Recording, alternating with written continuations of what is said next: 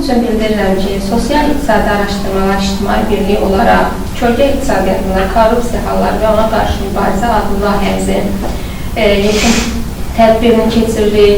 3 aylıq layihə çərçivəsində 7 məqalə hazırlanmışdır. Bu elmi məqalələr Serbiyanın Niş şəhərində və Türkiyənin Ankara şəhərində keçirilmiş konfrans nəzdində hazırlanmış kitabda yayınlanmışdır. Bununla bağlı ətraflı məlumatı Sosial-İqtisadi Araşdırmalar İctimai Birliyinin sədr müavini UNEP-in müəllimi, fəlsəfə elmlər doktoru Dastin Elmur Sərdarov ətraflı sizə məlumat çatdıracaq. Buyurun. Teşekkür ederim geldiğinize göre, bizim layihə sallarınıza göre. Ümumi QHT-nin bizə verdiyi, yəni ki, dəstək olaraq verdiyi və layihə çərçivəsində hazırladığımız bütün məqalələr fərqli dillərdə, əsas ingilis dilində tərcümə olaraq fərqli dillərdən verildi və məqalə çap olundu həqiqətən. Orada nəyə görə bu məqalənin nəzmi, ümumi olaraq xarakteristikası və ya prezümüntü nə idi? Yəni, nəyi biz ortaya çıxartmaq istirdik? İndi dövlətin də dəstəyi olduğuna görə rahat şəkildə hərəkət edə bilirdik həqiqətən. Çünki korrupsiyaya hər insan və yaxud da hər hansı bir QHT və yaxud da digər araşdırmacılar girişmir. Azərbaycanda da bilirsiniz, bəzi ondan qorxulurmu, çəkilir və s.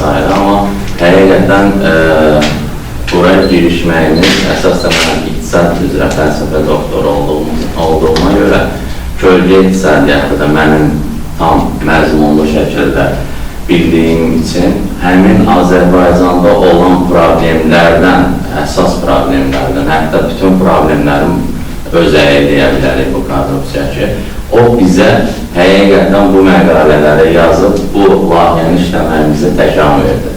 Çünki biz araşdırdıq, siz də məsələn, hətta bir olsaydı internetimiz və yaxud da göstərmə bir şansımız olsaydı, orada görə bilərsinizsə günlük QHT-nin nəzdində deyil, digər məsələn, dünya üzrə də olan QHT-lərdə Azərbaycan və digər dövlətlərin hansı yerdə, hansı indekslərdə, hansı yüksəkdə, nədə öndə getdiyi və yaxud da aşağıda olduğu göstərilir. Korrupsiyada da eynidir. Korrupsiya ürəyəçan deyil Azərbaycanda, yəni korrupsiyaları çox yüksək dərəcədə olan ölkələr siyahında olduğu görülə bilir xəritədə də. Məsəl üçün, burada qardaş dövlətlərdən biri Türkmənistan da eyni halda. Yəni, yaşayış çox yaxşı ola bilər, çünki nəyə görə neft qaz var, neft qazı dayalıdır.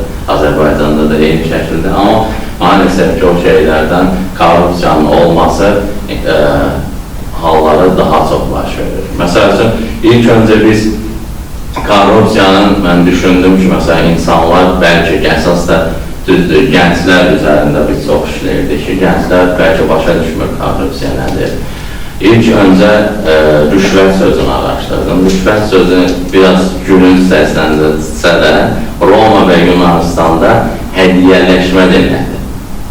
Yəni, həqiqi mənada, yaxşı mənada hədiyyələşmə, bizim bildiyimiz şirinlik deyil. Və onun sonradan baxırlar ki, həmin rüşvəti, yəni hədiyyələşməni pis mənalara yozmağa başlayırlar. Yəni, mən sənə bir şey etdim, verdim, sən onun müqabilində nəsə verməlisən. Və baxdılar və həmin rüşvəti Avropada yavaş-yavaş yığışdırmağa başladılar, əsasda bu inqilablarından sonra. Və fikir versəniz, yaxşı bir söz, pis bir nəyinəsə hərəkətlə əvəz olmağa başladı və hərəkət artıq qloballaşdı və böyüdü. Ondan sonra dedim, daha geniş mənada əsas bizə, məsəl üçün, səhiyyə, bir məqalenin səhiyyədə olan korrupsiya ilə bağlı idi və araşdırılıq gördük ki, həqiqətən səhiyyədə olan Azərbaycanda da əsas və ya türk dilli dövlətlərdə idarə edicilər tərəfindən edilən böyük korrupsiyalardır. Yəni, aşağı təbəqələr İndi 200 manat belə bir şeylər ola bilər. O korrupsiya sayılmama ehtimalı var. Amma baxdığımızda isə həqiqətən o idarə edicilər ki, Səhiyyə Nazirliyi və ya hər hansı bir xəstəxana və s. burada böyük korrupsiyalar gedir ki, burada həm idarə etmədə gözü kölgəli, məsələn, kölgə iqtisadiyyatı oradan gəlir, kölgə salmaq, hər hansı bir nəyəsə kölgəli olmaq, gözü kölgəli olmaq və s. Həm də ki, digər sahələrə avtomatik özünü birbaşa elə bir ki, xərçəng xəstəliyi kimi yayır. Məsəl üçün, burada təhsildə var, digər strukturlarda var, bölmələr var, fikir görsəniz ki, nədən asıl? İndi biz orada punktlar saymışdıq, göstərə bilmirik ki, onun qabağını necə alaq, necə edə bilərik? İndi deməyəm, kimsə gəlib deyə bilməksə, sən almaya bilirsən, təbii ki. Məsələn, illərdir mübarizə aparam, özüm 10 ildən çox xarici ölkələrdə oxumuşam. Və bura gələndə həqiqətən başqa bir, elə bir getdim, gəldim, başqa bir dünyada yenədir. Çünki gəncliyin orada keçir, öyrəşirsən qayda, qanun və s.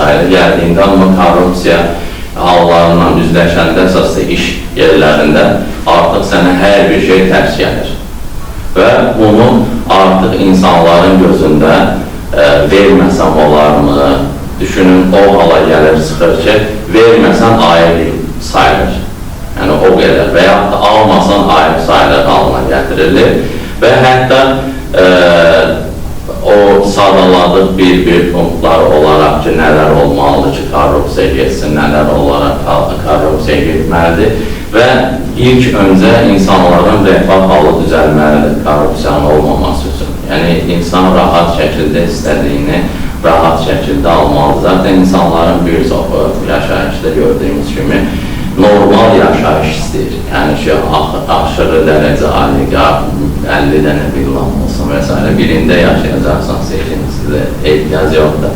Normal yaşayış. Səhiyyədə normal həkimlərə getmək istəyir, normal yazılsın hər bir şey. Məsələn, xaricdə insanlar həkimlərə getdiyi zaman pul rol oynamır orada. Sigorta var, sigorta ilə. Sigorta nə qədər qarşılayır? Və arkası dövlət qarşılayırsa qarşılayır. Bir çox Avropa dövlətlərində, Asiya dövlətlərində, Yaponiyanın özü. Məsələn, misal gətirəndə Yaponiya belədir, biz də onlardan da yaxşı ola bilərik. Çünki neft, qaz, ondan sonra qızıl ehtiyatları, turizm, hər cürə turizm növləri var burada Azərbaycanda.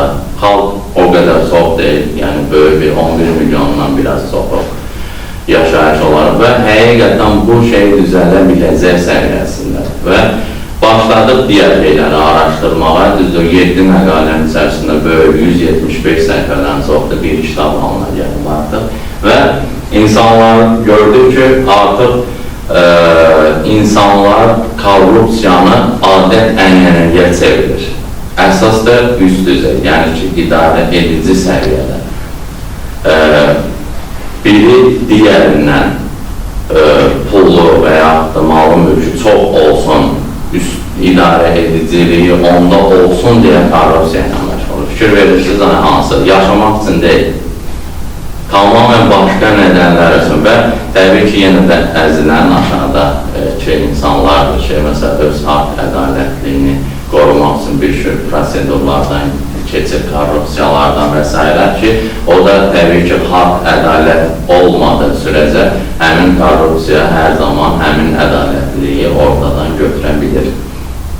Bunlar araşdırıldı və üzə çıxarıldı, nələr ola bilər, hansı hallarda korrupsiya tamamən ləğv edilə bilər ki, həqiqətən, yəni ki, üst düzey, yəni idarə edicilər tələb etməsə və yaxud da korrupsiyaya məşğul olmasa, yığışdırılsa ki, prezidentimiz dəfələrlə onu vurğulayır ki, yığışdırılmalıdır, yəni ki, o da hər kəs kimi xəbərdardır. Və o olsa, avtomatik bu yoxa çıxacaq. Necə ki, bunun bariz nümunəsi Gürcüstandır. Dəfələrlə biz Gürcüstana əvvəllər gedirdik, hətta kiçik bir şey aldığınızda üstü detrə deyirlərdi, onlar da qəpiklər qaytarılmırdı. Amma o ki, səhv eləmirəmsə, Saakashvilinin zamanındaydı və o prezident olduqdan sonra hətta ona sual verirlər ki, necə oldu bu rüşvət, korrupsiya yoxdur. Dedi, mən almıram dərəcəli basit. Və həqiqətən yığışdırıldı. İndi isə bazara gedirsən, sən o qəpiyi qaytarmaq üçün hər şeydən keçir ki, qəpiyi qaytarsın. Yəni, dürüst işləyirlər. Adam demir, mən bu qəpiyi yığsam milyonsa olacaq. Adam deyir ki, bu olmaz da bizdə. Yəni, həqiqətən bu şeylər olsa və insanlar, məsəl üçün, bilik və bacarına görə yerləşdirilsə, işin əhlin işdə olsa ki, məsəl üçün, adam IT işləyir, informasiya texnologiyasında neçə ildir bilik bacarığı yığır, amma yüksələ bilmir. Məcbur olur ki, pul versin, yüksəlsin. Nəyə görə? Bu adam işləyir axı.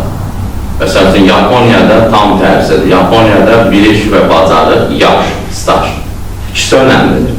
Və ona görə yüksəlirsən. Çox gözəl bir şeydir. Çünki sən nə qədər zaman olsan, çox bilikli də olsan, o istəməzsə işçisi, neçə ildə işləyən işçinin qabağına keçsin. O gözəl, bizim tam prinsiplərimiz uyğun bir şeydir.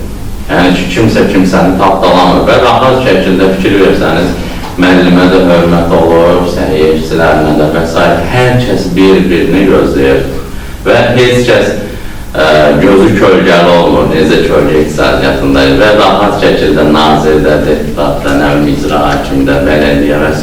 o dövlət strukturundan tutmuş aşağıya qədər rahat şəkildə insanların içərisində gəzir. Çünki hamısı eyni hüquqa malikdir, hər kəs eyni statusdadır və hər kəsin qazancı həqiqətən yetərli olur və kimsədən əlavə olaraq maddiyyat güdmür. Və kimsə maddiyyata görə baskı altına alınmır. Çünki birinin puluna güvənərək bir hərəkət edirsə, digəri güvənmədən hərəkət etmir. Yəni, pulun yoxsa mənlik deyil. Halbuki bilik bacarıq önəmlidir. Yəni, bunları və danışırıq, layihə çərçivəsində dövlətimiz dəstəkləyir, pul ödəyir ki, bunlar üzə çıxardır ki, bizdə həqiqətən mən hər zaman bir işi etdiyimdə sağ olsun Fərqanə xanımda onun QHT-sinin bir təkanı ilə ki, bu layihələr icra olunur. Əvvəllər, məsələn, mədəni durumlarımız, ümumi olaraq keçmişimiz, gələcəyimiz haqqında gənclərlə çox işlədiyimiz hallarda nələrin üzə çıxardığını ortaya qoyurduq və həqiqətən dövlət dəstəkləyir. Və indi gələcəkdə də inanıram ki, dövlət yenə belə layihələr üstünlük verməlidir, araşdırmalıdır və nəticə ortada qalmamalıdır yazı kimi. Nəticə həll olunacaq səviyyəyə gəlməlidir.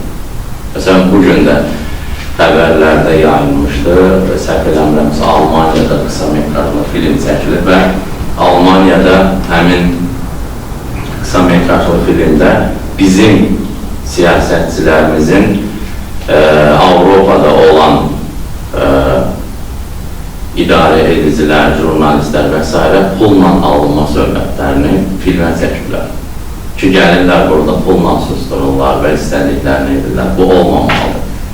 Və onlar deyir ki, bizim Avropa adamlarımız bu şeyə getməməlidir. Biz Azərbaycanın yüksək təbəqəli, yüksək insanlar, elmli, təhsilli, belə yer kimi tanımışıq, neftinə və s. hər bir şey. Amma belə olanda Azərbaycanda kölgə altına salınır, avtomatik. İnşallah ki, gələcəkdə də yəqin ki, prezidentimizin sayəsində də, insanların sayəsində də bu tamamən korrupsiya azalanda həqiqətən necə ki, ilk 7-lik, ilk 10-luq inkişaf etmiş ölkələr sırasına mütləq girməli şərt olacaq. Təşəkkürlər, sağ olsun. Təşəkkür ederim gəldiyiniz üçün. Azərbaycan Respublikası qeyri-hökumət təşkilatlarının dövlət dəstəyi agentliyinə təşəkkür edirəm bizə maliyyə dəstəyi üçün. Türkiyə mediasında, Serbiya mediasında bizə dəstək olan Çətin bəyə təşəkkür edirəm. Azərbaycan mediasında bizə çox dəstəyi var. Sabahın informasiya agentliyinin rəhbərliyinə təşəkkür edirəm. İnşallah ki, layihəmiz bitsə də bu mövzularda yenidən layihələrimiz olacaq. Hər birinizə bir dəfə təşəkkür edirəm. Çox sağ olun. Dəyərli vaxtınızı ayırdığınız üçün.